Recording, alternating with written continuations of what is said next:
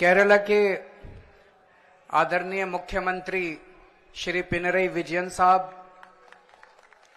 पंजाब के लोकप्रिय मुख्यमंत्री श्री भगवंत मान साहब, मंच पे मौजूद कई राज्यों के और कई पार्टियों के आज यहां पे आए हुए सभी नेतागण और मंत्रीगण और यहां पे आए हुए सभी भाइयों बहनों, आप सब लोगों को मेरा नमस्कार, सबको मेरा प्रणाम।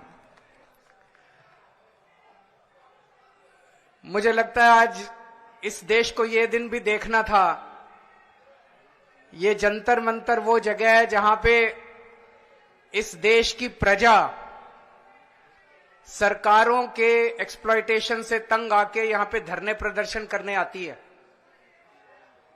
लेकिन आज यहां पे केरला के मुख्यमंत्री को अपना सारा कामकाज छोड़ के केरला से दिल्ली यहां पे धरना करने के लिए आना पड़ा केंद्र सरकार की ज्यादतियों के खिलाफ। मैं समझ रहा हूं ये भी इस देश को ये दिन भी देखना था। आज लगभग आधे राज्यों के अंदर विपक्ष की सरकारें हैं और आधे राज्यों के अंदर उन लोगों की सरकारें हैं। जो विपक्ष की सरकारें हैं आधे राज्यों के अंदर, तो लगभग 70 करोड़ लोगों को ये विपक्ष की सरकारें रिप्रेजेंट करती हैं। 70 करोड़ लोगों को, आधे देश को। और इस वक्त ऐसा लगता है कि केंद्र सरकार ने विपक्ष की सरकारों के खिलाफ युद्ध छेड़ा हुआ है। ऐसा लगता है कि जंग छेड़ी हुई है, लड़ाई छेड़ी हुई है। हिंदुस्तान पाकिस्तान का रखा है हम लोगों के साथ। हम ये पूछना चाहते हैं कि क्या आप इन 70 करोड़ लोगों को अपना नहीं मानते? क्या आप केरला के लोगों को अपना नहीं मानते? क्या आप तमिलनाडु के लोगों को अपना नहीं मानते? क्या आप कर्नाटका के, दिल्ली के, पंजाब के, वेस्ट बंगाल के लोगों को अपना नहीं मानते? क्या ये सारे पराये हैं? क्या ये भारत के नागरिक नहीं हैं? यहां के 70 करोड़ लोगों ने विपक्ष के लोगों को चुन के सरकार बनाई। संविधान के अंदर लिखा है कि इन सरकारों की क्या पावर है। शिक्षा की पावर राज्य सरकारों की, स्वास्थ्य की पावर राज्य सरकारों की। संविधान के अंदर लिखा है कि क्या क्या पावर है। आप हमें अपना काम ही नहीं करने देते। सारी विपक्ष की सरकारों को तरह तरह से प्रताड़ित करने के लिए आज केंद्र सरकार सारे हथकंडे अपना रही है। मोटे मोटे तौर पे देखें तो 3 तरह से केंद्र सरकार विपक्ष की सरकारों को तंग कर रही है। सबसे पहला, केंद्र सरकार जायज फंड, जो हक है राज्यों का, वो फंड नहीं दे रही है। दूसरा तरीका, गवर्नर्स के और लेफ्टिनेंट गवर्नर के जरिए रोज काम में टांग अड़ाती है, हर काम में टांग अड़ाती है।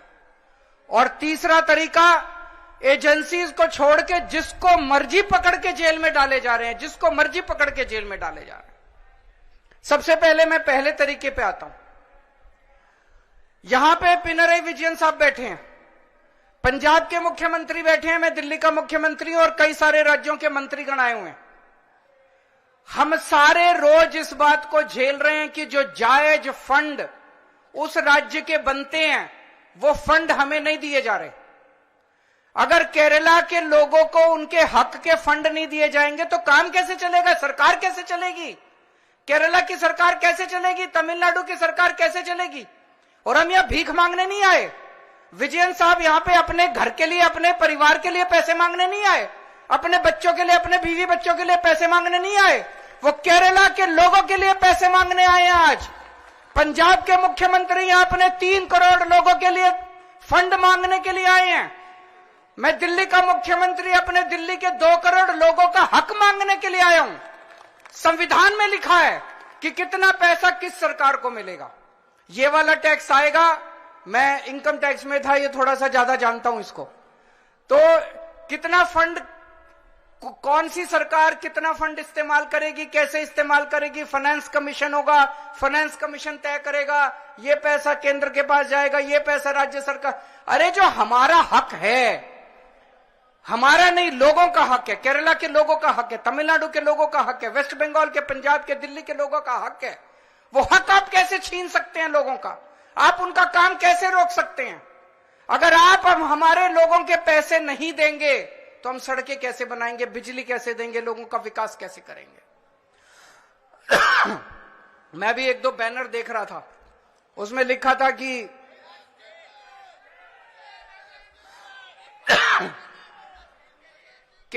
केरला के 8400 करोड़ रुपए रोके हुए हैं। और मान साहब से मैं थोड़े दिन पहले बात कर रहा था, पंजाब के भी 8000 करोड़ से ज्यादा फंड रोके हुए हैं। अब एक एक फंड, अभी पंजाब सरकार थोड़े दिन पहले सुप्रीम कोर्ट में गई कि हमारा पैसा रिलीज नहीं कर रहे, आरडीएफ का पैसा, आरडीएफ लगभग 4-5 हजार करोड़ बनता है, 5500 करोड़ रुपया आरडीएफ का, रूरल डेवलपमेंट फंड का पैसा इस्तेमाल रिलीज नहीं कर रहे। केरल भी गया, सुप्रीम कोर्ट की हेयरिंग अब अगले हफ्ते फिक्स हुई है और तुरंत केंद्र सरकार से फोन आ गया, आइए बैठ के बात करते हैं। तो हम छोटी छोटी बातों के लिए सुप्रीम कोर्ट जाएंगे क्या? ये क्या बदतमीजी है? आप अपना काम क्यों नहीं करते? हम हर चीज के लिए सुप्रीम कोर्ट के पास और भी तो बहुत काम है। सुप्रीम कोर्ट भरा हुआ है केसेस से, जनता के केसेस से। हम अपने फंड लेने के लिए भी, हमें फंड लेने के लिए जंतर मंतर पे आके बैठना पड़ेगा। आप लोगों को जान के ताज्जुब होगा, दिल्ली के लोग मिलके साल में 2 लाख करोड़ रुपए का इनकम टैक्स देते हैं, 2 लाख करोड़। और उस 2 लाख करोड़ में से बदले में दिल्ली के लिए हमें कितना पैसा मिलता है, गेस कर सकते हैं आप लोग? 2 लाख करोड़ रुपए हम केंद्र सरकार को देते हैं दिल्ली के लोग मिलके इनकम टैक्स में, और उस 2 लाख करोड़ में से दिल्ली के लोगों को एक साल में 325 करोड़ रुपए मिलते हैं। इतना तो अंग्रेजों ने भी नहीं लूटा होगा 100 साल में जितना ये लोग लूट रहे हैं। ये तो हद हो गई है। तो कपिल सिब्बल साहब का स्वागत है। दूसरी चीज, गवर्नर्स और लेफ्टिनेंट गवर्नर्स के जरिए ये जिस तरह से सरकारों को तंग कर रहे हैं, संविधान के अंदर साफ साफ लिखा है कि ये हमारे सब्जेक्ट्स हैं। उन सब्जेक्ट्स के अंदर भी रोज गवर्नर हर राज्य के अंदर टांग अड़ा रहे हैं। सबसे इंटरेस्टिंग तो अभी पंजाब के अंदर हुआ। पिछले साल पंजाब सरकार ने बजट सेशन, अपनी असेंबली का बजट सेशन कॉल करने के लिए गवर्नर के पास फाइल भेजी। गवर्नर ने बजट सेशन करने की परमिशन नहीं दी। सोचिए, एक चुनी हुई सरकार, फुल स्टेट, उसका मुख्यमंत्री, उसकी कैबिनेट प्रस्ताव पारित करके कहती है कि हम फलानी तारीख से बजट सेशन बुलाएंगे और उसमें राज्य का अगले साल का बजट पास करेंगे। गवर्नर ने बजट सेशन की भी परमिशन नहीं दी। अल्टीमेटली सुप्रीम कोर्ट जाना पड़ा। सुप्रीम कोर्ट ने गवर्नर को खूब लताड़ा। लेकिन प्रॉब्लम यह है कि इनको लताड़ का, गाली गलौज का, इनको सुप्रीम कोर्ट रोज लताड़ता है इन लोगों को, इनको कोई फर्क ही नहीं पड़ता। तो इस तरह से दिल्ली के अंदर तो आप सब लोग देख ही रहे हैं कि हर काम के अंदर किस तरह से लेफ्टिनेंट गवर्नर हर काम के अंदर, छोटे से छोटे काम के अंदर टांग अड़ा रहे हैं। और तीसरा तरीका है ईडी। यह अब इनका एक नया हथियार आ गया, ईडी। अभी तक इस देश के अंदर यह कानून होता था कि अगर आपने कोई क्राइम किया तो उसकी जांच होती थी, फिर उसमें मुकदमा चलता था। मुकदमे में तय होता था कि कौन कौन दोषी है, कौन कौन निर्दोष है। जो दोषी है उसको सजा मिलती थी, वो जेल जाता था। मुकदमे के बाद, मुकदमा खत्म होने के बाद आदमी जेल जाता था जिसको दोषी माना जाता था। अब ये अब तय कर लेते हैं कि इसको जेल भेजना है, तो उसको पकड़ लेते हैं, उसको जेल में डाल देते हैं। फिर सोचते हैं अब इस पे क्या मुकदमा करें, इस पे क्या केस बनाएं।